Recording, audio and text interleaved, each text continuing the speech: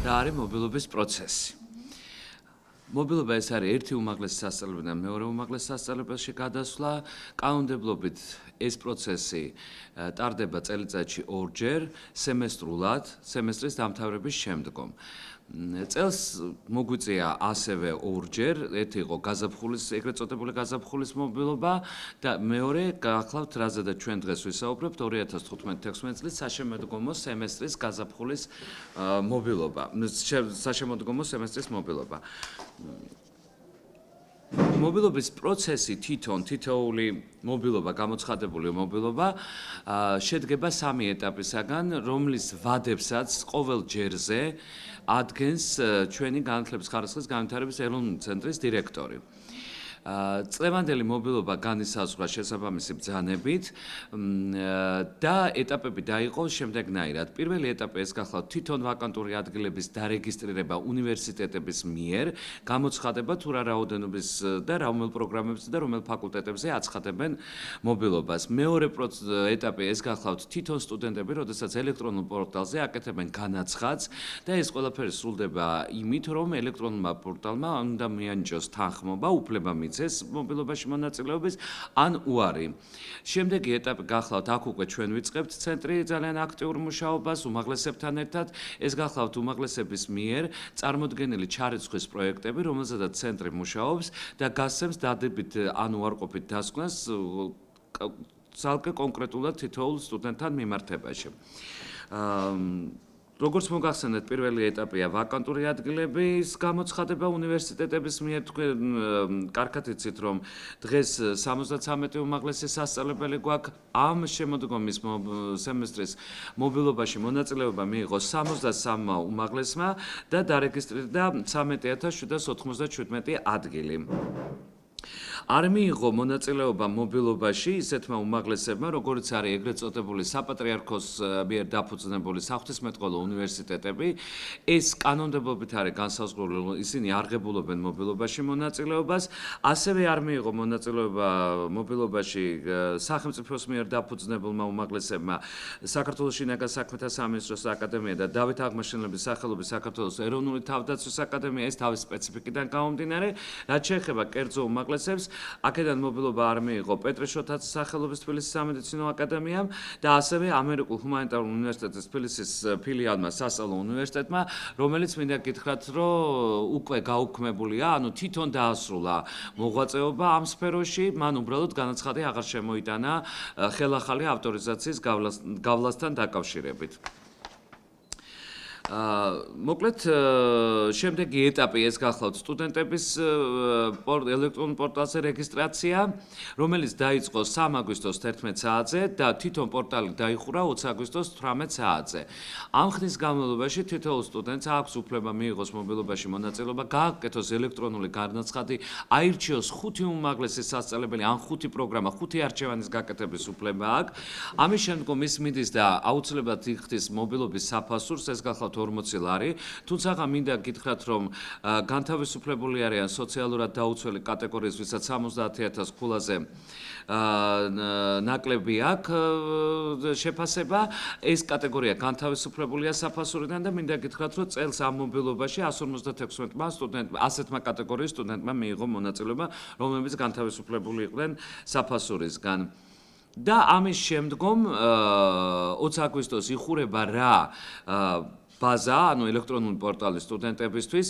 მუშაობას ვაგრძელებთ ისევ ჩვენი ცენტრი და შედეგები დავდეთ 24 აგვისტოს, რითაც სტუდენტმაც ნახა თავისი შედეგი, ჩვენც რა თქმა უნდა რეალურად ვნახულობთ აი ამ შედეგებს და ძალიან საინტერესო მდგომარეობა არის. გითხარით უკვე რომ 13797 ადგილი იყო ვაკანტური გამოცხადებული, ეს რაოდენობის გაზრდა წელს უპროცენტო რაოდენობა იყო.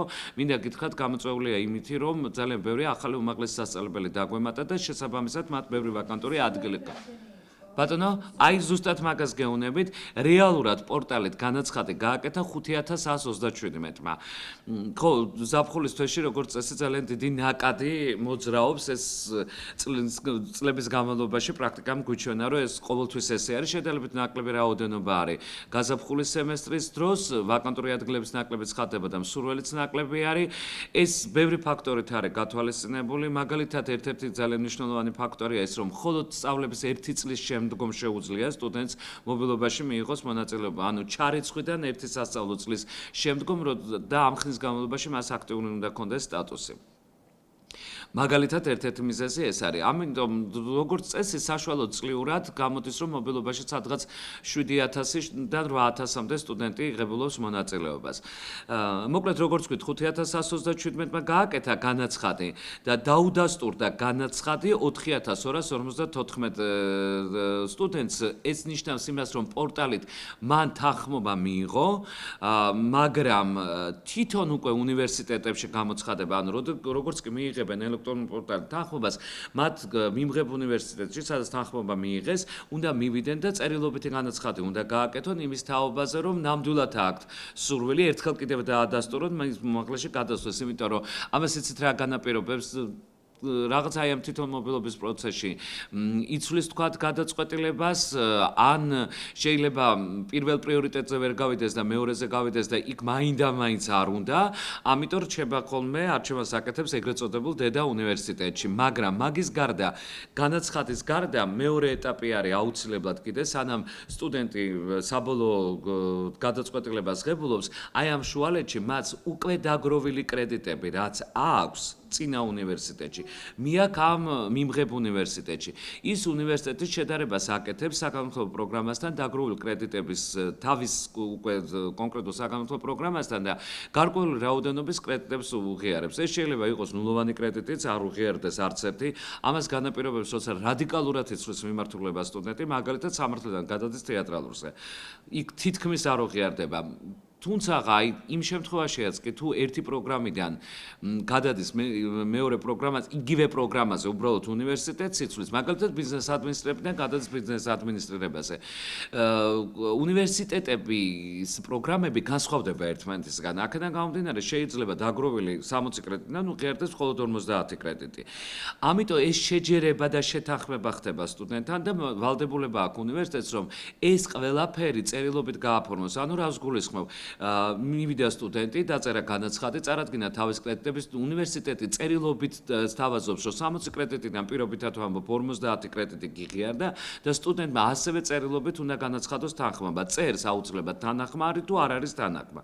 აი ყველაფერი აქედან გამომდინარე, ანუ გამოდის რომ ელექტრონული პორტალი ეს არ არის საბოლოო ვარიანტი, ანუ ეს პროცესი კიდევ გრძელდება და დადებითი დასკვნა მიიღო 3510 სტუდენტმა.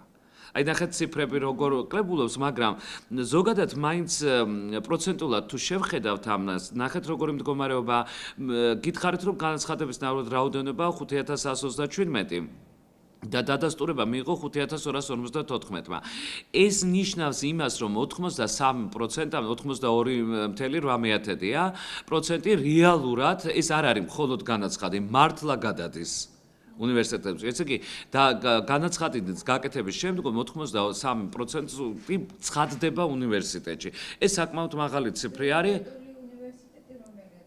კი ბატონო, მაგ შედეგებსაც მოგახსენებთ. ამას დავამთავრებ თქვენის ნებართვით, მინდა რომ იცოდეთ, რომ 1 ოქტომბერს მთავრდება, ესე იგი მინისტრის ბრძანებით განსაზღვრულია, რომ 1 ოქტომბერს ყველა უნივერსიტეტს უნდა ქონდეს გამოცემული უკვე ბრძანება სტუდენტების ჩარიცხვის შესახებ. ამის შემდეგ იწყება დედა უნივერსიტეტებიდან ამ ორი წლის ბრძანებები სტუდენტების. პროცესი ეს ყველაფერი უნდა დამთავრდეს 7 ოქტომბრამდე და 7 ოქტომბრის მერე 3 დღის განმავლობაში ეძლევა საშუალება იმისი, რომ ეს ყველაფერი ბაზაში აისახოს, რომ ყველაფერი რეალურად შესაბამისობაში მოიყვანონ უკვე ეს ბაზურად. შესაბამისად პროცესს ველოდებით, რომ მთლიანად სრულყოფილად მთავრდება 10 ოქტომბერს, თუმცა გვაქვს შემთხვევები, როდესაც მობილობის გადასვლის დროს ჩვენ ხომ ვაკეთებთ ან საკითხის შესწავლას, თითოეული სტუდენტის საკითხის შესწავლას და ძალიან ხშირად გვიწევს ხოლმე ადმინისტრაციული წარმოების დაწყება.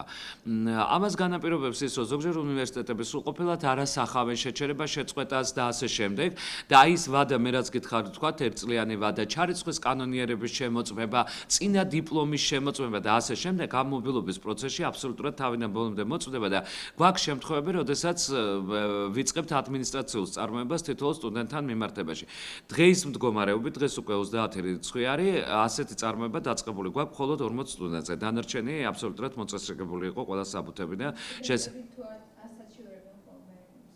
იცით რაშია საქმე თითქმის არ ქონია ძალიან ერთეული შემთხვევა არის და უსაჩივრებენ თვითონ უნივერსიტეტს იმიტომ რომ ჩვენ რა თქმა უნდა კანონის ფარგლებში მოქმედებთ და არ ქონია ესეთი შემთხვევა რომ ცენტრისთვის გაესაჩივრებიოთ ანუ ცენტრის გადაწყვეტილება ყოფილიყოს გასაჩივრებული ასეთი შემთხვევა არ ქონია თუმცა უნივერსიტეტებს უსაჩივრებენ თვითონ უკვე მათ პირად ურთიერთობას უნივერსიტეტებთან და იქ აი მაგალითად ერთი ესეთი შემთხვევა გვაქვს და უფრო გასაგებად რომ ავხსნა სტუდენტი რომელიც მობილობაში ღებულობდა მონაწილეობას აღმოჩნდა როცა მოვიდა საბუთები რომ მას 18 მაისს ჰქონდა შეჩერებული ანუ სექტემბერში ხომ ჩაირიცხა ერთი სასწავლო წელი 18 მაისს ჰქონდა შეჩერებული როცა სტუდენტს გავესაუბრეთ და ვკითხეთ რომ რაშია საქმე რატო გაქვს სხვა მიზეზი ეწერათ ანუ რეალურად იქ ბაზაში არ ჩანდა ახსნა ამ ყველაფრის მითხრა რომ უნივერსიტეტშიო მივედიო აღარ მინდოდაო დასკვნ გამოცდებზე გასვლა იმიტომ რომ რადიკალურად იცვლიდა მიმართულებას და საქმე იმაშია რომ მითხესო რომ 18 მაისს თუ შეგეჩერდება სტატუსი პრობლემა არ გექნება და გადახვალთო ამ დროს ერთი სასწავლო წელი არის ის 38 კვირა რაც აუცილებელია სტუდენტმა გაიაროს ის თუ არ გადის საგამოცდო პერიოდს თუ ტოვებს თლიანად მას უკვე ეს ერთ სასწავლო წელში არ ეთვლება ამიტომ გეუბნებით ჩვენ ვერ გვისაჩივრებენ ჩვენ არ გვისაჩივრებენ ანუ ჩვენ მუშაობთ კანონის შესაბამისად და სამწუხაროდ აი რომელიღაცა რიგითმა თანამშრომლმა ეს რა თქმა უნდა არ ხდება არც რექტორის დონეზე არც სასწავლო დეპარტამენტის უფროსის დონეზე ანუ ეს ხდება აი რიგით თანამშრომელთან ურთიერთობის დროს რომელმაც აი ეს ნიუანსები თქვათ არ იცის და მის არჩევა რომლის შედეგადაც სტუდენტმა ფაქტიურად იმ თავის საწადელს ვერ მიაღწია და თავისი სურვილი და უფლებები ბოლომდე ვეღარ დაიცვა აი ესეთი შემთხვევები გვაქვს ამიტომ არის რა თქმა უნდა გასაჩივრება კიდევ ერთხელ ვამბობ მაგრამ არ ქონია შემთხვევა ამ ნუ მოდით ასე ვთქვათ 2009 წლიდან დაიწყო ეს მობილობის ადმინისტრების ასეთი წესი როდესაც ეს ადმინისტრება ხდება განათლების ხარისხის განვითარების ეროვნული ცენტრი და მანამდე ამას აკეთებდნენ უნივერსიტეტები. აი ამ ხნის განმავლობაში თითქმის არ გვახსოვს შემთხვევა, რომ თვითონ ცენტრის გადაწყვეტილება ყოფილიყოს გასაჩივრებული. ეხლა მოდით ვისაუბროთ მე ჩავხედავ ეხლა კიდე რამე ხომ არა გვაქვს ისეთი საინტერესო. ხო, ნუ არ ვიცი თქვენთვის არის თუ არა ეს საინტერესო 63 უმაღლესიდან 18-მა სახელმწიფო მიიღო მონაწილეობა მობილობაში და 45-მა კერძო, აი ციფრები ესეთი გვაქვს. და სხვათა შორის უცნაური ერთი რამ დაგვაინტერესა კიდე იცით ეხლა უკვე ძალიან გენდერულ საკითხებს ვაქცევთ ყურადღებას და აი ამ მობილობა ვინც გააკეთა 55% და 8/10 მამაკაცი იყო და ქალი გახლავთ 44% ეს მამაკაცები უფრო შეარგებულობენ მობილობაში მონაწილეობას ეს ძალიან საინტერესო ციფრები ამოვიდა კი ეხლა მოდით იმ შეკითხვაზე გადავიდეთ დღევანდელი მდგომარეობით რა შედეგები მოგვცა სად გამოიხატა პრიორიტეტები დაწესებულების მიხედვით ლაპარაკი არის პირველ არჩევანზე. ამით გაცილებით უფრო ადვილად ითვლება და პირველი არჩევანი არის გადამწყვეტი თვითონ სტუდენტისთვისაც, იმიტომ რომ თავისი ნაიკის დაგროვილი ეროვნული საგამოცდო ცენტრის გულისხმობს საკონკურსო კურდღებულობს აქაც მონაწილეობას მობილობაში. აი როგორც კი კონკურსი იქმნება, მაგალითად 10 კაცია 10 ადგილია გამოცხადებული, 10 ადამიანი თუ დარეგისტრირდა და იქ კონკურსი ჩვეულებრივად არ არის დაწყებული. მე-11 ადამიანის დარეგისტრირების შემდგომ იწყება უკვე კონკურსი და შესაბამისად რაღაც სიტყვა უნდა მომხდარიყო ამ ყველაფრის დარეგულირება. ის საკონკურსო ქულა აქაც გამოყენებული. მოდის ეროვნული საგამოცდო ცენტრიდან მონაცემები, ეს რა თქმა უნდა ზის ჩვენ ბაზაში და აი ამ საკონკურსო ქულით ღებულობს მონაწილეობას. სტუდენტს თავისუფლად შეუძლია თვალყური ადევნოს აი ამ საკონკურსო ქულას როგორ იცვლება, რა არის გამსვლელი ქულა და მისი ქულა რამდენად მაღალია ან დაბალია ამ საკონკურსო ქულასთან დაკავშირებით და სწორი გადაწყვეტილება და არჩევანი რომ მიიღოს. შეუძლია მას ბოლო წუთამდე, აი 5 წუთიც კი რო აკლია, იმიტომ რომ დავთვალეთ და გვაინტერესა უბრალოდ 1 წუთიც კი არ შეჭირდება პრიორიტეტის შეცვლას. ტექნიკურად ისე არის ბაზა აწყობილი. მინდა გითხრათ რომ დაუბრუნდები იმ საკითხს, რომ შეიძლება თქვათ, რომ აი საიდან უნდა იცოდეს ეს ყველაფერი სტუდენტმა. ჩვენ გვაქვს ვიდეო ინსტრუქცია გაკეთებული, რომელიც YouTube-ზეა განთავსებული და ყველასთვის ხელმისაწვდომია. ასევე გვაქვს წესი და პროცედურები, რომლებიც მთლიანად ჩვენ ვებგვერდზე მუდმივად დევს, იმას არასოდეს არ ვიღებთ, არც YouTube-დან და არც ვებგვერდიდან, იმიტომ რომ სტუდენტს შეუძლია მანამდე სანამ მობილობის პროცესშიაც ჩაერთვება, მანამდე წაიკითხოს, მოემზადოს, ცხელი ხაზები გამუდმებით მუშაობს კონკრეტულად რეესტრის სამმართველოში. ცენტრს ისედაც აქვს ცხელი ხაზი, მაგრამ აი ამ პროცესების მიმდინარეობის დროს ჩვენი რეესტრის სამმართველოს ორი ტელეფონი ცხელი ხაზის ფუნქციას ითავსებს და აღარ ვლაპარაკობ იმაზე, რა თქმა უნდა, რომ შეგვიძლიათ განცხადება დაწერონ. და კონსულტაციები მოდის როგორც სატელეფონო, ასე მოდიან ხვდებით. ასევე ჩატარდა 2 ღია კარის დღე, აი მთელი ამ ელექტრონულ პორტალზე რეგისტრაციის პერიოდში 2 ღია კარი დღე, 2 დღე გამოცხადდა ღია კარის დღედ. სტუდენტები მოდიან, სხვათა შორის ძალიან ხშირად მშობლებიც მოყვებიან ხოლმე და მათ კითხვებს ვისმენთ და პასუხობთ ძალიან აქტიურად. მეორე კარის დღე, რომელიც ჩავატარეთ თუ არ ვცდებით 18 აგვისტოს არა დავით.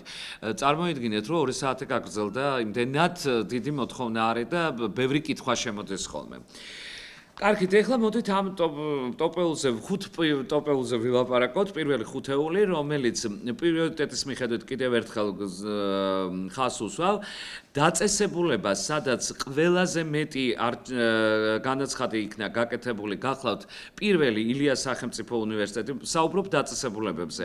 შემდგომი იყო ტექნიკური უნივერსიტეტი, შემდეგ SEU, იცით თქვენ ეს სასწავლო ეროვნული უნივერსიტეტი, შემდეგ მოდის ჯავახიშვილი და შემდეგ მეხუთე სოხუმის სახელმწიფო უნივერსიტეტი.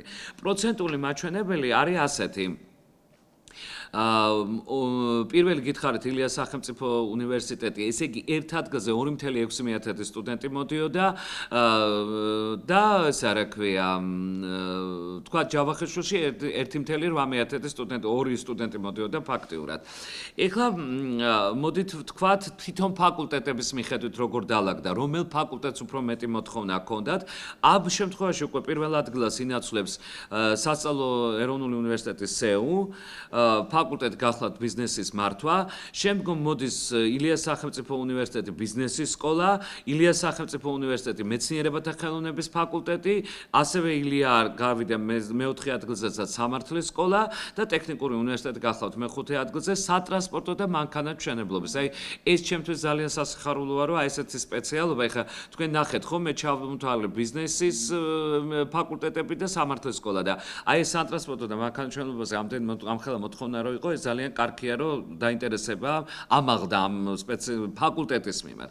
ეხლა მოდით ვნახოთ თვითონ პროცენტულადაც ნახეთ, პროცენტულად რო გადაიანგარიშოთ თბილისის სახელმწიფო სამედიცინო უნივერსიტეტი, ის არის ადგილების რაოდენობა და პროცენტულად ერთ ადგილზე რამ ყველაზე დიდი კონკურსი სადაც იყო, იქ სხვანაირად დაალაგდა. სამედიცინო უნივერსიტეტში ერთ ადგილას 4 ადამიანი მოდიოდა. ანუ მედიცინის ფაკულტეტზე. ჯავახიშვილში იურიდიულზე ერთ ადგილზე მოდიოდა 3 ადამიანი.